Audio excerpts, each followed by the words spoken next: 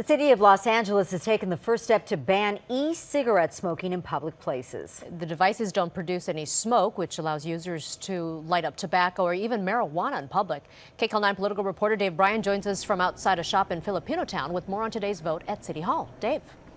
Well, that's right, Lena and Sylvia, and we talked to the owner of this shop. You'll hear more from him in just a moment. It's not just L.A. Cities all across the state and across the country, for that matter, are trying to figure out whether to regulate e-cigarettes, and if so, how.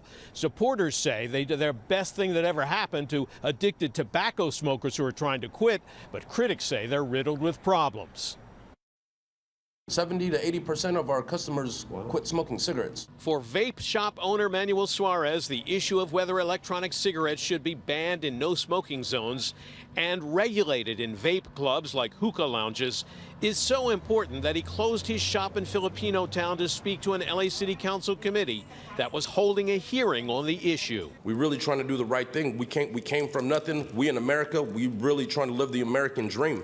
And for you to try to take that away, I feel like it's unconstitutional. But Suarez and other vape shop owners ran into plenty of opposition at the hearing from skeptics like school principal Paul Hirsch, who charges the e-cigarettes are being marketed to kids. There is something very sinister about an industry that is directly targeting young people, marketing a nicotine product with flavors like chocolate, gummy bear, and cotton candy. It's just wrong.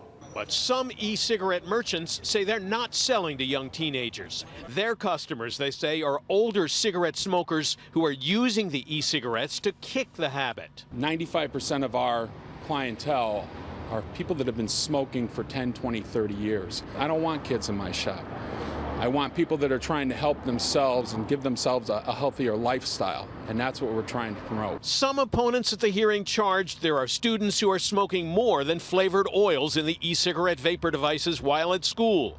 They're also smoking THC and hash oil in them, they say, easier to disguise when smoked in a vapor device. I don't have the lab facilities on my campus to figure out whether there's nicotine or not, or if there's THC or hash. Keep these things out of our schools. LA County's top health official says the e-cigarettes should be treated like tobacco cigarettes. We recommend the city extend its smoke-free requirements to e-cigarettes in all areas that are already smoke-free. The LA City Council showdown is considered so important by the e-cigarette industry that one company ran radio ads last week urging supporters to show up at the council hearing.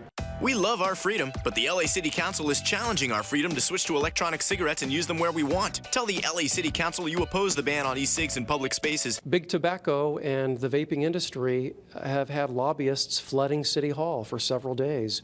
This is really big and important to them. Action carries. In the end, the committee passed the bill to ban e-cigarette smoking in no smoking areas and restrict the sale and use of them in smoking clubs to adults 18 and older. Well, having passed the committee, now the proposal goes before the full city council, where it's expected to land next week. We're live in Filipino Town. Dave Bryan, KCAL-9 News. All right.